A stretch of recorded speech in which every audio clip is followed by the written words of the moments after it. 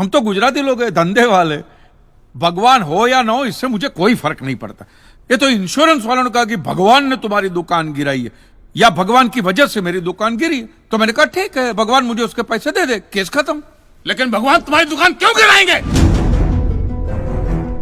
मूर्ख कहीं का। स्वामी जी प्लीज, जो कुछ भी कहना है विटनेस बॉक्स में आकर कहें।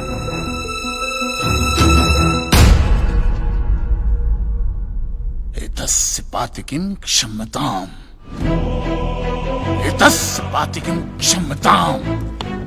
ईश्वर इसके पापों को क्षमा करे। भगवान तुम्हारी दुकान क्यों गिराएंगे? मैं भी तो वही कह रहा हूं, भगवान मेरी दुकान क्यों गिराएंगे? उनको तो बहुत और भी इंपॉर्टेंट काम होते होंगे। तो आप ये इंश्योरेंस वालों से कह के मेरे पैसे दिला दीजिए, बात खत्म हो जाती है। इंश्योरेंस कंपनी भी आपके पैसे क्यों दे? इंश्योरेंस के टर्म्स एंड कंडीशंस पर आपकी साइन है। Exhibit number 1 sir. बस तो मिलोट, फिर मुझे भगवान को ही पकड़ना पड़ेगा। तो फिर बुलाइए वो राम जी, शिव जी, गणपति, जिससे भी आपकी पट्टी हो। कीजिए हड़गुम्बा तांडव बिंडो करके उधर। मूर्ख! मोक्ष की प्राप्ति होती है तभी भगवान मिलते हैं। तेरे जैसे तुच्छ मनुष्य के लिए भगवान धरती पर नहीं आएंगे। होंगे तो आएंगे ना महाराज। अरे क्या इतना लाखों का टर्नओवर है आपका, और थोड़ा ही सेटलमेंट करना, कर दीजिए। मैं तो कैश डिस्काउंट भी दूंगा। ये सच। I object my lord. भगवान की सेवा कार्य को धंधा कह रहे मिस्टर कांत जी, बिजनेस? हाँ, ये बिजनेस ही है मिलोड, बिल्कुल बिजनेस है ये। किसी भी धर्म स्थल पे जाइए तो सबसे पहले पार्किंग का पैसा दो, फिर वो छोटी लाइन, स्पेशल लाइन में खड़े रहने का पैसा, फिर फूल, चद्दर, कैंडल खरीदने का पैसा, और दान पेटी बिल्कुल मूर्ति के सामने ही रखते, जैसे सर झुका पैसा डालना पड़ता है। और ये लोग तो भगवान के प्रसाद के लड्डू का भी पैसा लेते हैं मिलोड। जिस तरह म्यूजियम में मोम का पुतला दिखाकर पैसे लिए जाते, बस मंदिर में पत्थर का पुतला दिखाकर पैसे ले लेते। और पुजारियों की तो सैलरी भी होती है, इनकी छोटी है, उनकी बड़ी है। और आपको तो इनकम टैक्स में भी बेनिफिट है कि नहीं है? तो फिर इसमें सेवा कहां से आए? और मिलोड, ये तो ऐसा धंधा है जिसमें कभी भी रिसेशन नहीं आता। नहीं, उल्टा रिसेशन में तो इन लोगों का धंधा डबल हो जाता है। हे भगवान, भाई भगवान, हो भगवान। रिलैक्स। चलो मान लीजिए कि ये लोग धंधा करते हैं, फिर भी आपको पैसा क्यों दे? इंश्योरेंस में आप प्रीमियम भरते, इसलिए आप इंश्योरेंस से पैसे मांग सकते हैं, लेकिन मंदिर वाले आपको पैसा क्यों दे? क्योंकि मैंने इनके मंदिरों में भी प्रीमियम भरे हैं महाशय। What nonsense? ये मुझे विश्वास था, आप मेरी बात का विश्वास नहीं करेंगे, इसलिए मिलोड में सारे प्रूफ साथ लेकर ही आया। ये देखिए, ये सब रिसीट मिलोड उस प्रीमियम की है जो मैं पिछले 18 सालों से भरते आ रहा हूं, मेरी वाइफ के कहने की वजह से। ये देखिए, पहला प्रीमियम मैंने भरा था 1501 रुपये का, साउथ में बहुत बड़ा मंदिर है, उसमें मैंने पैसे भरे थे। देखिए, फिर ये देखिए, हर साल 1000 रुपए भर रहा हूं आपके गणपति के स्टॉल में। देखिए, उसे स्टॉल नहीं मंडप कहते हैं। मिलोड, वो मेरी सासू मां बीमार रहती थी, तो मंदिर वालों ने कहा कि 11,000 रुपया दो, पूजा कराओ, फिर देखो। तो पूजा कराई और सासू मां टपक गई। चलो वो तो अच्छा हो, लेकिन 11,000 भी गए, और एक भी रुपया रिफंड का नहीं दिया उन्होंने मुझे। फिर ये देखिए, ये मस्जिद का चंदा, दरगाह की चद्दर, चर्च की कैंडल, फकीर की झोली, बाबा की अगरबत्ती, माँ की चुंदड़ी, टोटल में 10-10.5 लाख रुपया इन सारी दुकानों में भर चुका हूं। बस! बस! क्या दुकान लगा रखा है? इसे मंदिर कहते हैं, मंदिर! और मंदिर में लोग अपने परिवार की शांति और समृद्धि के लिए अपनी इच्छा से पैसा देते हैं। तो मैंने भी मेरे परिवार की शांति और समृद्धि के लिए ही पैसे भरे थे महाराज, कोई गन्ना चूसने के लिए इन्वेस्ट नहीं किए थे। लेकिन आपके भगवान ने मेरी शांति उखाड़ के फेंक दी, क्योंकि भूकंप तो मिलोट सिर्फ भगवान ही ला सकते, इंसान के बस की तो बात है ही नहीं। तो मुझे बताइए, मेरा हक नहीं बनता भगवान से पैसे वसूलने का? मिस्टर कांत जी, आपका झगड़ा भगवान से है ना, तो डायरेक्ट भगवान से पैसे मांग लीजिए ना, मंदिरों के पास क्यों मांग रहे हैं? वकील साहब, आपके घर में बिजली या इलेक्ट्रिसिटी कौन सी कंपनी की आती है? रिलायंस की ना। तो घर में जब कभी भी बिजली का प्रॉब्लम होता है तो आप रिलायंस की ऑफिस में ही फोन करेंगे ना, सीधे अनिल अंबानी को तो नहीं बुलाएंगे ना। अनिल भाई आओ लाइट गई, अनिल भाई आओ लाइट गई। साइलेंस। आप कहना क्या चाहते हैं? What do mean? ये जो साधु यहाँ है, ये जो पंडित जी यहाँ है, ये क्या भगवान के ऑफिसर्स है? नहीं नहीं, ये लोग ऑफिसर्स नहीं है भाई। ऑफिसर तो पढ़े लिखे लोग होते हैं। ये लोग तो देखो देखो मुंह देखो, सेल्समैन है मिलोड, सेल्समैन। ये भगवान के कलेक्शन एजेंट है, क्योंकि इन्होंने भगवान की फ्रेंचाइजी ली। न्यायाधीश महोदय, ये मनुष्य नास्तिक है। जो ये कह रहा है उसका ज्ञान स्वयं से नहीं है, परंतु हम तो साधु हैं, इसे क्षमा कर देते हैं। लेकिन इस अधम पाप के लिए दुनिया इसे कभी माफ नहीं करेगी। तेरा घर से निकलना कठिन हो जाएगा अगर भगवान के विरुद्ध कुछ भी कहा तूने। मैया मोरी, ये आपको मेरी चिंता हो रही है कि मिलोड के सामने मुझे चेतावनी दे रही हैं? हमें जीव मात्र की चिंता है। तो फटाफट पैसे निकाले, बात खत्म कीजिए फिर। My Lord, this is enough. ये डोनेशन रिसीट्स है, जनरल सबमिशन। भगवान और मेरे क्लाइंट के बीच कोई एजेंसी एग्रीमेंट नहीं है। हाँ जी, बेतु की बात कर रहे हैं। इतनी छोटी सी बात के लिए भगवान पर केस नहीं हो सकता। छोटी बात मिलोड, ये छोटी बात नहीं है। वो दुकान मेरा सब कुछ है, मेरी रोजी रोटी, मेरे बीवी बच्चों का सहारा वो दुकान है। और एक एक रुपया जोड़ के दिन रात की मेहनत के बाद मैंने वो दुकान बनाई थी। आज वहां पे सिर्फ जमीन का टुकड़ा रह गया है, वो भी कोई लेने को तैयार नहीं है। ये मंदिर वाले कहते हैं श्रद्धा से दान दो, आपका कभी बुरा नहीं होगा। और ये इंश्योरेंस वाले कहते हैं टाइम पे प्रीमियम दो, बुरा हुआ तो हम है ना।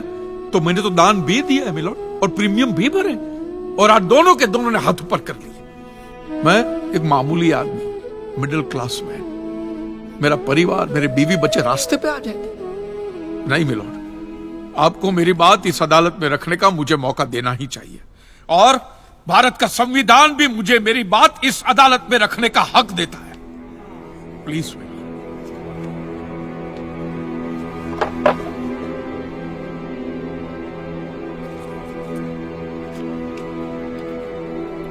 एक मिडिल क्लास बिजनेसमैन के लिए 1 करोड़ रुपए बहुत बड़ी रकम होती है, और खास तौर से सवाल जब उसके सर्वाइवल का हो। इसलिए यह अदालत कांजीलाल जी के मुकदमे को एक्सेप्ट करती है।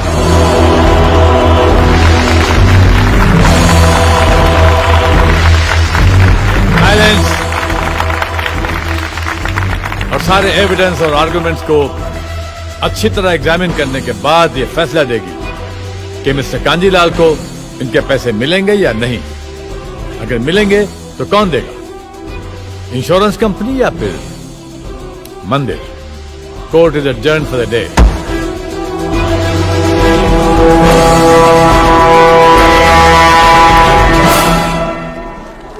रुकिए रुकिए महाराज, अब आप लोगों को जितनी पूजा करनी हो, आरती करनी हो, जितना घंटा हिलाना हो, सब हिला लीजिए आप। आपके भगवान ने मेरे अकेले की दुकान गिराई है ना, तो अब मैंने अकेले ने उसकी सारी दुकानों पे ताले नहीं लगवाए ना महाराज, तो मेरा नाम भी कांजी लालजी मेहता नहीं। और ये मेरी आप लोगों के लिए कोई चिंता फिंता नहीं, खुली नंगी चेतावनी। यस। आपकी ये मंदिर वाली जो जगह है वो कितने एकड़ में फैली हुई है?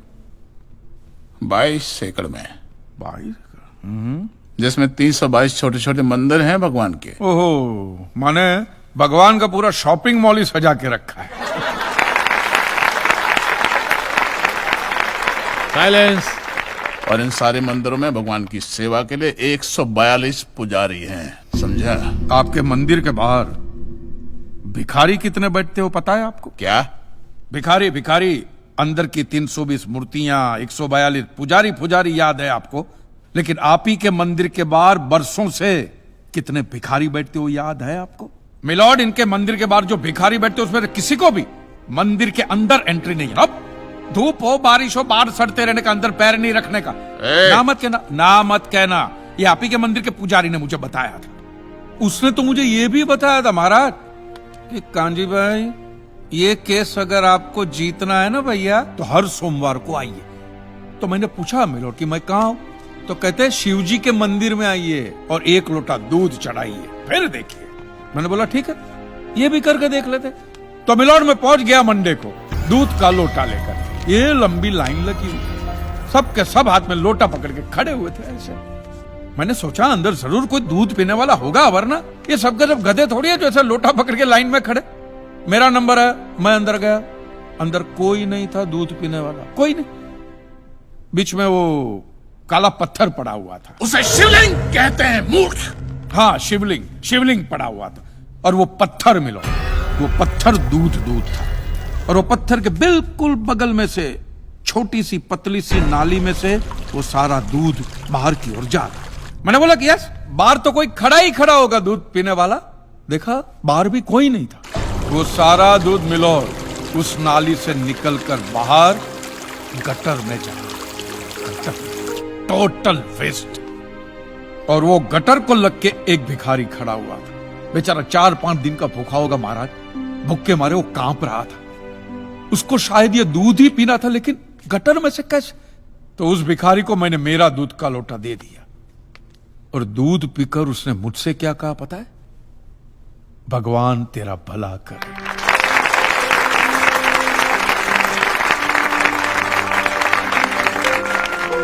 तो मंदिर में आने वाला एक एक इंसान वो पत्थर पे दूध डालने के बजाय किसी गरीब के पेट में डाले ना, तो सबसे ज्यादा पुण्य मिलेगा। नहीं और हाँ मौलवी साहब, किसी दरगाह पे फूलों की चादर ओढ़ाने के बजाय किसी नंगे फकीर के बदन पे कपड़ों की चादर ओढ़ाई जाए ना, तो अल्लाह को बहुत खुशी मिलेगी।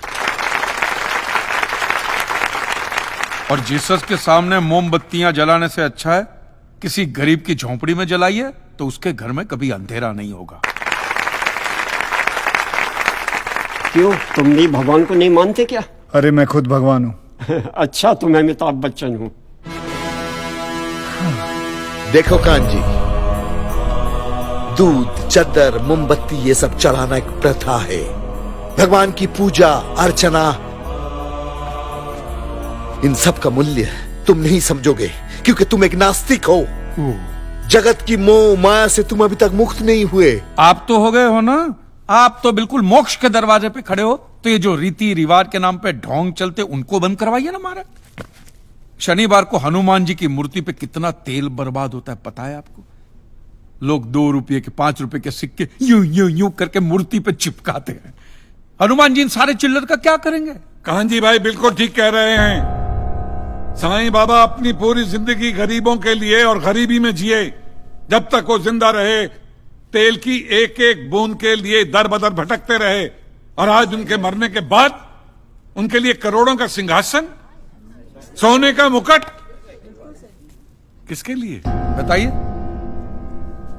महाराज। एक बात बताइए, जो भी भक्त भगवान की श्रद्धा से सच्चे दिल से भक्ति करता है, उस पर तो उस परम कृपालु की कृपा दृष्टि रहती है ना? रहती है ना? आया ना? तो चलिए महाराज, मुझे यह बताइए कि अमरनाथ और वैष्णो देवी की यात्रा पे जाती हुई बस नीचे खाई में क्यों गिर जाती? वो तो भगवान की भक्ति के लिए जा रहे थे, श्रद्धा से भजन गाते गाते जा रहे थे, तो भगवान ने डायरेक्टली उनको ऊपर बुला लिया। और आप मुझे एक गाड़ी ऐसी बताइए जिसका एक्सीडेंट हुआ हो और जिसके अंदर भगवान की मूर्ति या फोटोग्राफ ना हो। बताइए। आई object my Lord. From day one ये आदमी बातों को यूं यूं गोल गोल घुमा रहा है। मिस्टर कांजी, ये कोई डिबेट नहीं है अच्छे बुरे की, ये कोर्ट है और यहां प्रूफ चलता है, और हमारे पास प्रूफ है, इंश्योरेंस पेपर्स पर आपके सिग्नेचर्स। इसलिए लीगली आपको कोई हक नहीं बनता इंश्योरेंस कंपनी से पैसे मांगने। और जहां तक हमारा प्रश्न है, बीमा कंपनी के नियमों को हम नहीं मानते। अगर उन्होंने लिख दिया कि भूकंप जज साहब ने करवाया है, तो क्या जज साहब पैसे देंगे? इसी तरह पॉलिसी में भगवान का नाम लिख देने से भगवान पैसे देने के लिए प्रतिबद्ध नहीं होते।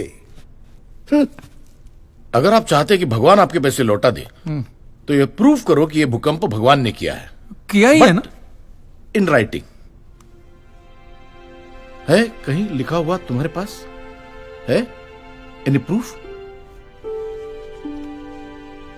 मिलॉर्ड, ये mister kanji, court of law में सिर्फ दलीलों पर फैसले नहीं होते। आपकी दलीलें, आपके आर्गुमेंट्स आम जनता के लिए कितने भी वैलिड क्यों ना हो, लेकिन अगर आप उन्हें साबित नहीं कर सकते हैं तो उनका कोई मतलब नहीं। आपके पास कोई सबूत है? No milord. In that case यह अदालत आपको 1 महीने का आखिरी मौका देती है। अगली डेट पर अगर आप सबूत नहीं पेश कर सके तो I am afraid you will have to rest your case and all others. Court is adjourned for the day. Relax. अगली बार इस कोर्ट में नजर आया ना तो मानहानि का ऐसा केस ठोकूंगा, पहने हुए कपड़े भी उतर जाएंगे। रिलैक्स।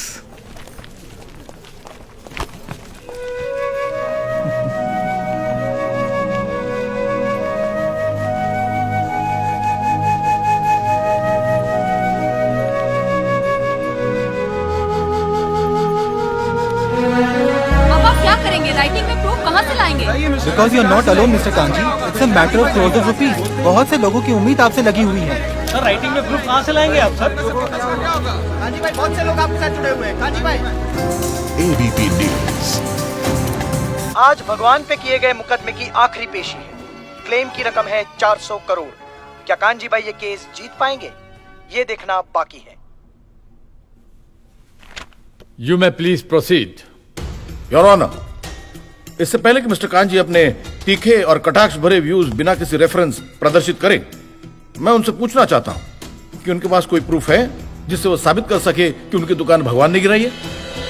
मिलॉर्ड, अब जो सवाल मैं पूछने जा रहा हूं उसके लिए मुझे एक ज्ञानी पंडित की जरूरत है। तो आप मेरे जो भी कोई ज्ञानी पंडित है वो यहां पे आए। सिर्फ ज्ञानी आए, ज्ञानी।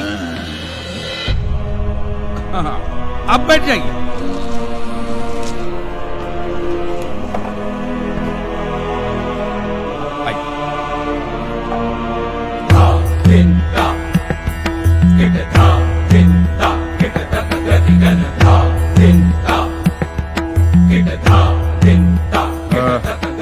महाराज, आप जो पंडित लोग आपके प्रवचन में जो शास्त्रों की बातें करते हैं, तो शास्त्रों में जो भी लिखा होता है वो सब सही होता है?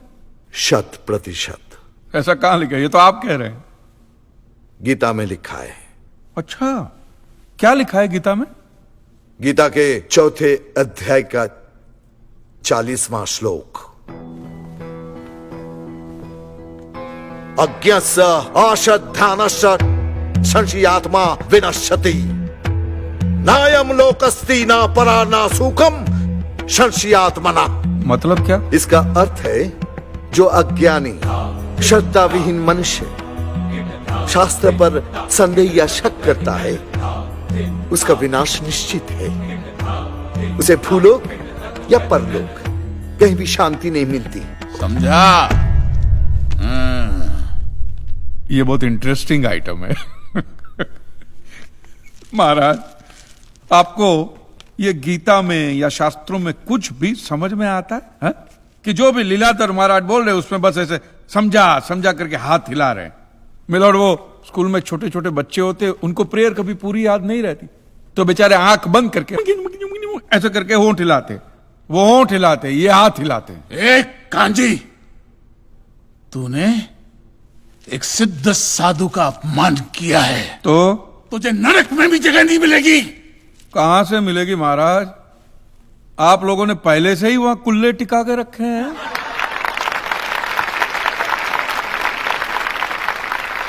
तेरा ये दुस्साहस नास्तिक!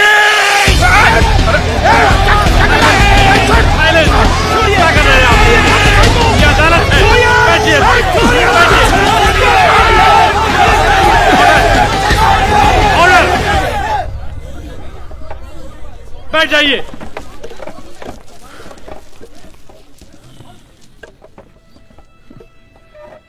दुखेश्वनु द्विग्न मनः सुखेशु विगत स्पृह वितराग भय क्रोध स्थित धीर मुनि रुच्यते। अध्याय 2 श्लोक 56वां। अर्थात जिस मनुष्य के लिए सुख और दुख समान अवस्था है, जो भय और क्रोध से मुक्त है, जो स्थिर बुद्धि वाला है ना, वही सिद्ध पुरुष कहलाता है।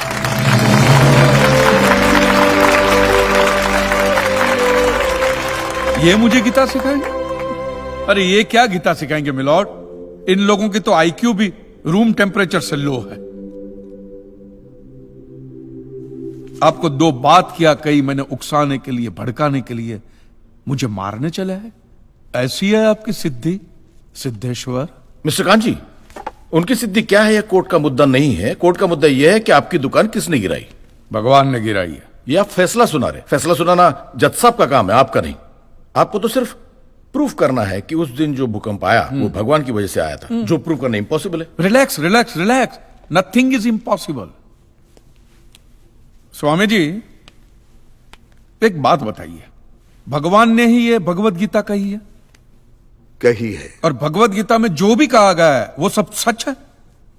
100%। Point to be noted milord.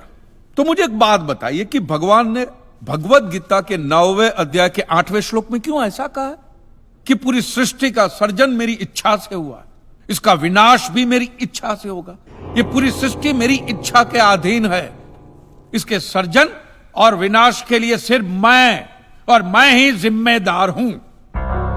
और ये देखिए मिलॉर्ड, ये बाइबल में भी कहा गया है, Aiza chapter 54 verse 16 See, it is I who have created the smith who blows the fire of coals and produces a weapon fit for his purpose. I have also created the ravager to destroy. अब ये देखिए, ये कुरान शरीफ में भी है। सूरह जलजला 99 आयत 1 से 8 में भी लिखा है कि जब जमीन अपनी पूरी शिद्दत के साथ हिला डाली जाएगी और जमीन अपने अंदर के सारे बोझ को निकालकर बाहर डाल देगी और इंसान कहेगा कि ये उसको क्या हो रहा है, उस दिन वो अपने ऊपर बीते हालात बयां करेगी, क्योंकि तेरे रब ने उसे ऐसा करने का आदेश दिया होगा। रब ने।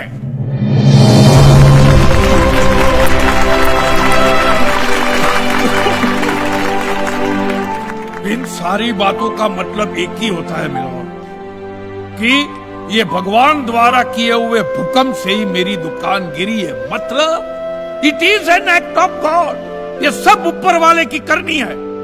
और मेरे साथ साथ जिन लोगों का नुकसान ऊपर वाले की वजह से हुआ है, उन सब के पैसे भी ऊपर वाला ही देगा। नहीं तो उनके collection agent. Your honour, mister Kanchi Leeladhar Swami को बातों में फंसा रहे। सर देसाई जी, क्या कर रहे हैं आप? अरे बोलने दो, बोलने दो। अगर ये प्रूव हो जाता है कि भगवान है तो हम लोग पैसा देने से बच जाएंगे। अच्छा, पूरा दोष अब आप हम पर थोपना चाहते हैं। चुप कीजिए। अपनी स्कीम से बचने के लिए आप भगवान का नाम नहीं ले सकते। चुप कीजिए। क्योंकि भगवान पर सिर्फ हमारा कॉपीराइट है। कॉपीराइट? अरे 2 मंदिर क्या बनवा दिए? भगवान आपके बाप का मालूम है। खबरदार, हमारा संप्रदाय तुमको छोड़ेगा नहीं। क्या कर रहे हो? साइलेंस। रिलैक्स। आज तक तो मिलॉर्ड सिर्फ इतना ही सुनने में आया था कि भगवान की आरती होती है, आराधना होती है, यज्ञ वगैरह होते हैं। आज तो ये भी सुनने को मिल रहा है कि भगवान के कॉपीराइट भी होते हैं। भगवान के कॉपीराइट ऊपर वाले की ब्रांड बना दिए इन्होंने। आज मुझे विश्वास हो गया है कि भगवान नहीं है, बिल्कुल नहीं है, हो ही नहीं सकता। क्योंकि अगर वो होते तो उसने आप जैसे पाखंडियों को तो कब का उठा लिया होता। मुझे जो करना था वो मैंने साबित कर दिया है मिलॉर्ड। अब इसका पूरा फैसला।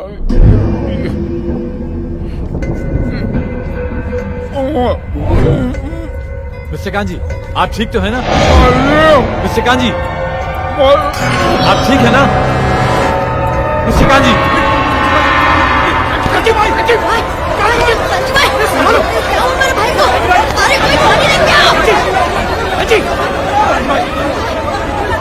एम्बुलेंस बुलाओ, प्लीज कॉल द एम्बुलेंस। मैं कहाँ हूँ?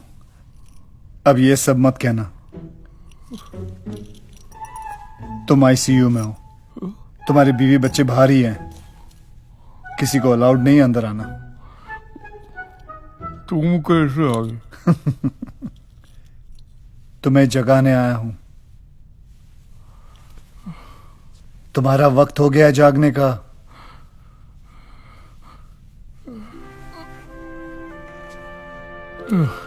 दिल से गालियां दी है ना भगवान को। और दिल कहां होता है? लेफ्ट साइड में। इसलिए भगवान ने पूरा का पूरा लेफ्ट साइड पैरालाइज कर दिया है। ऐसा मैं नहीं कह रहा हूं।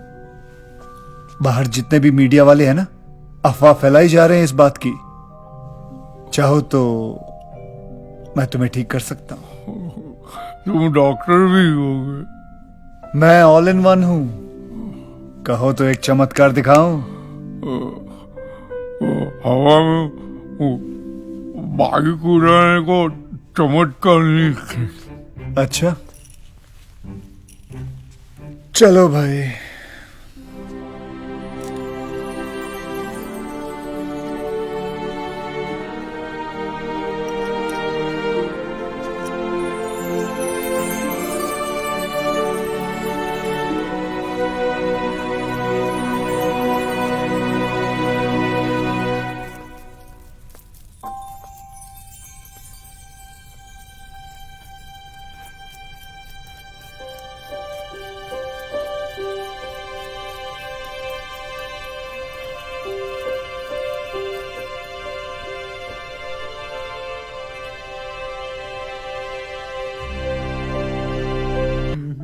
चमत्कार पहले क्यों नहीं दिखाया?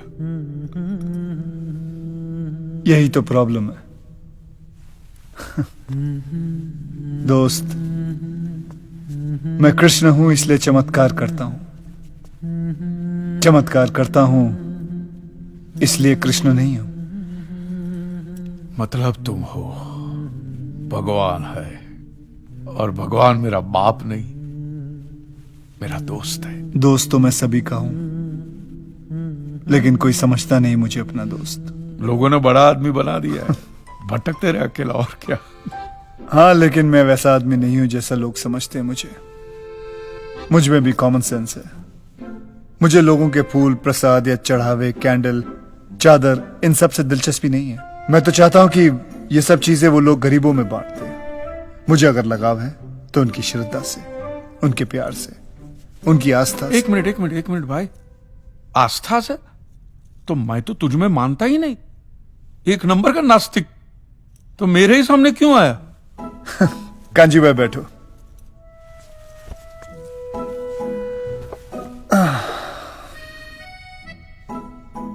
नास्तिक का मतलब समझते हो?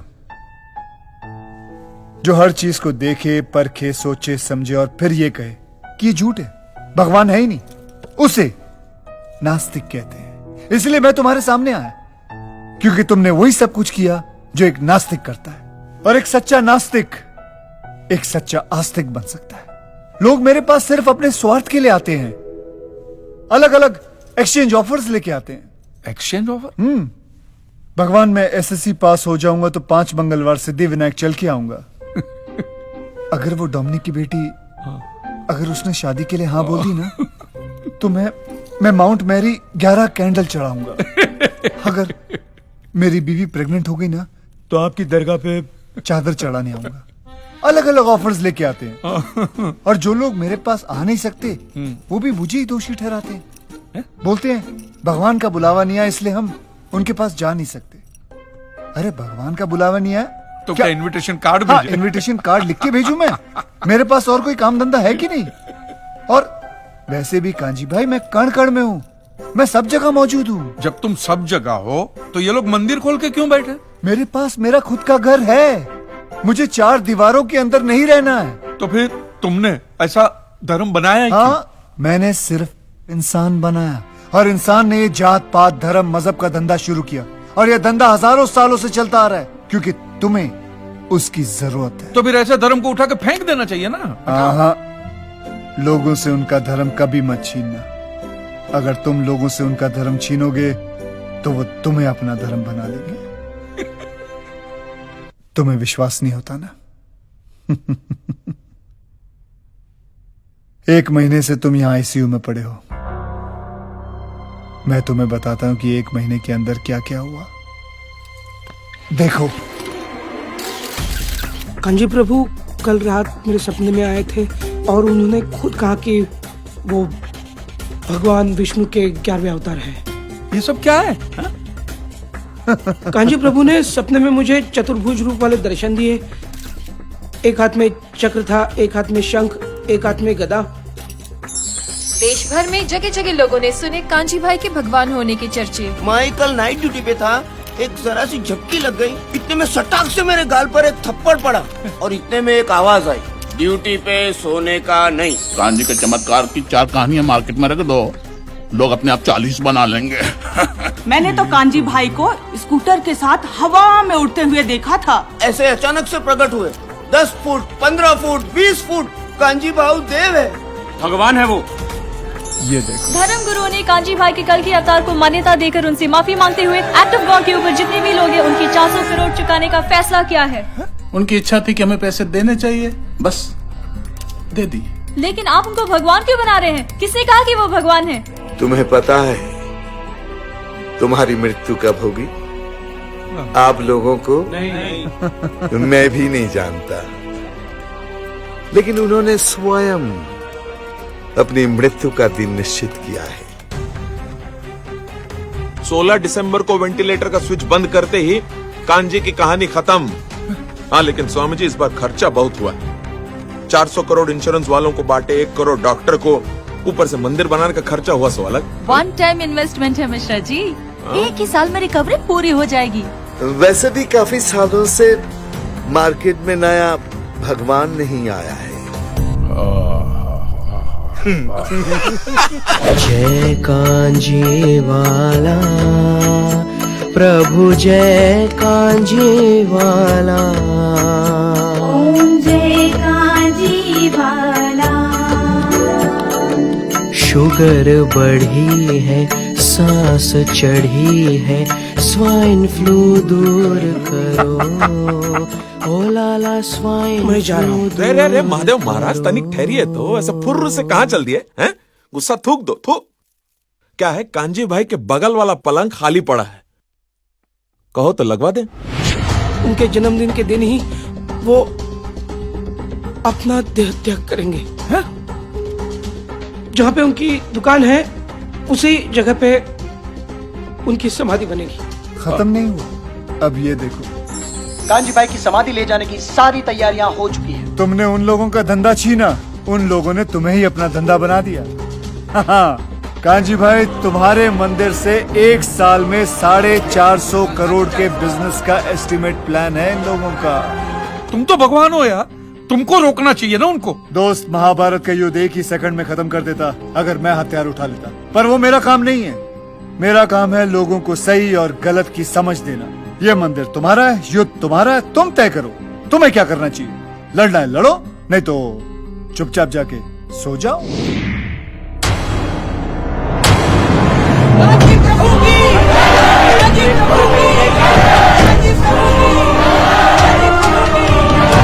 बचा लीजिए प्लीज। देखिए, अब कुछ भी नहीं हो सकता, और वैसे उनकी भी यही इच्छा थी। अरे देव है वो, भगवान। एक मिनट, आप लोग यहीं रुकिए, हम डेड बॉडी लेकर आते हैं।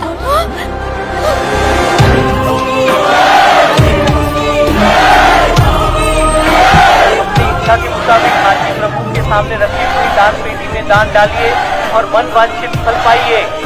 कांजी प्रभु के VIP दर्शन की लाइन का रेट है 101 रुपया। आइए महादेव जी, स्वामी जी, आज से अपने महादेवेश्वर।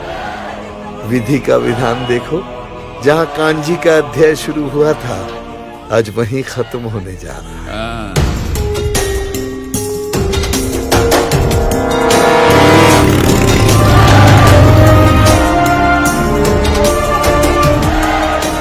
कांजी भाई की बॉडी अस्पताल से गायब है। अस्पताल प्रशासन के पास इसका कोई जवाब नहीं है। शुद्ध घी के प्रसाद के लड्डू सिर्फ 25 रुपया। कांजी कहीं अदृश्य हो गया। मिश्रा जी को बुलाओ। वो आ गया। अरे तो बैटमैन का मुंह पता लगा। हाँ, हमको अभी अभी जानकारी मिला है, आप लोग टेंशन मत लीजिए, हम है ना, हम करते हैं, आते हैं अभी। हटो। चलिए जाइए।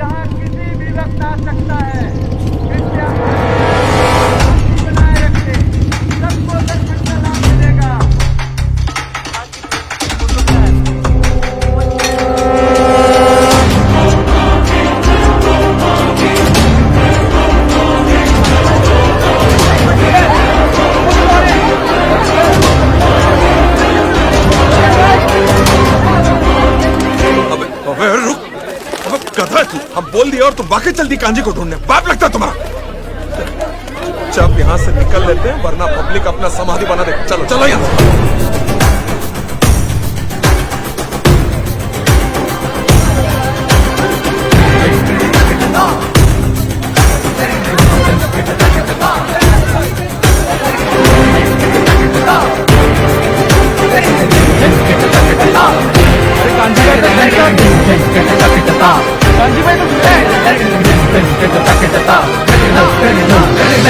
हाँ, मैं जिंदा हूं।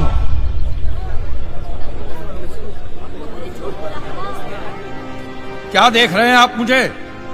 मैं वही कांजी हूं जिसे जीते जी आप लोगों ने भगवान बना दिया है।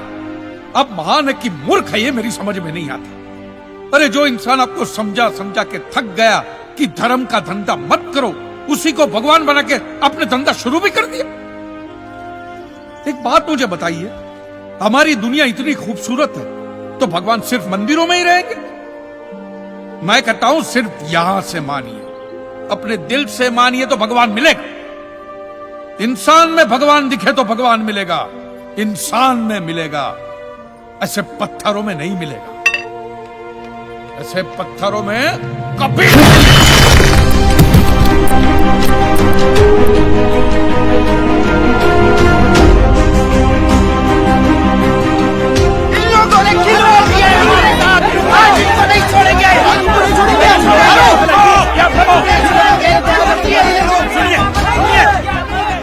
ऐसे दो को मारोगे तो 200 और पड़े हैं। टीवी चैनल पर नहीं देखते रोज आप? इन लोगों की असली सजा यही है कि इनको यहां से बाइज्जत जाने दीजिए। अपनी महंगी महंगी गाड़ियों में बैठकर आश्रम में जाने दीजिए और आज के बाद उनके आश्रम पे या उनके दर दरवाजे पे कोई भी कदम नहीं रखेगा। समझ गए? वो होगी इनकी असली सजा। जाइए मां।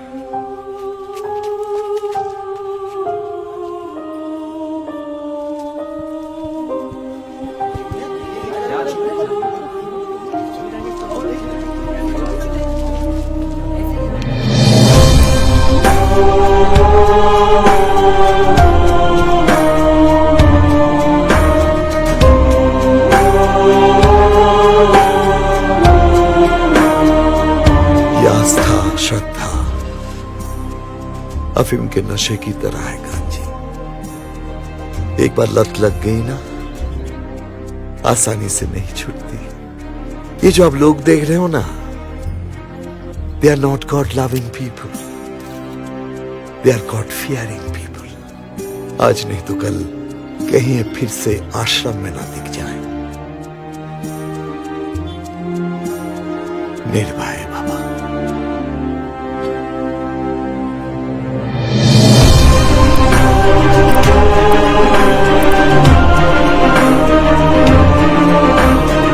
स्वामी जी इनके साथ नहीं जाएंगे? चला जा, तोड़ अभी। आज से प्रतिज्ञा लो कि कोई भी आदमी किसी भी धर्म स्थल की दान पेटी में एक भी पैसा नहीं देगा।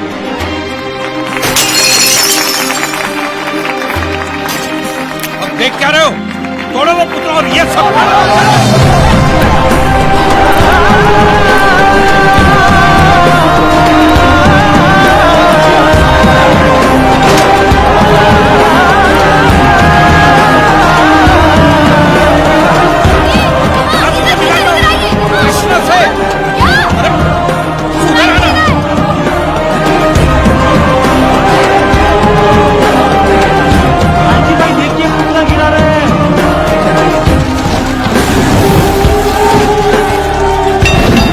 चाहता था वो हो गया।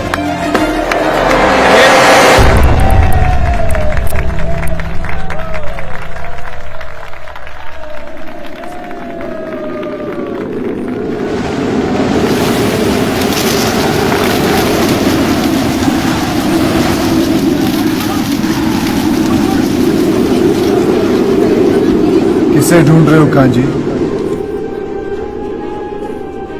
मैंने कहा था ना मैं हर जगह हूं। कहीं खेत में बारिश बनकर बरस रहा हूं तो कहीं चिड़ियों के साथ मिलकर घोंसला बना रहा हूं। वहां नीचे चींटियों के साथ लंच भी कर रहा हूं।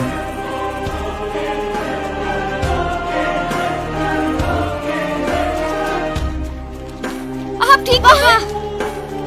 हाँ ठीक हो। आप किससे मिलाने वाले थे? किसी से नहीं, किसी से नहीं। क्या कर रहा है कांची? इसे तावीज बना के गले में मत पहनना। बड़ी मुश्किल से तूने लोगों को समझाया है कि ये सब गलत है। फेंक इसे, फेंक।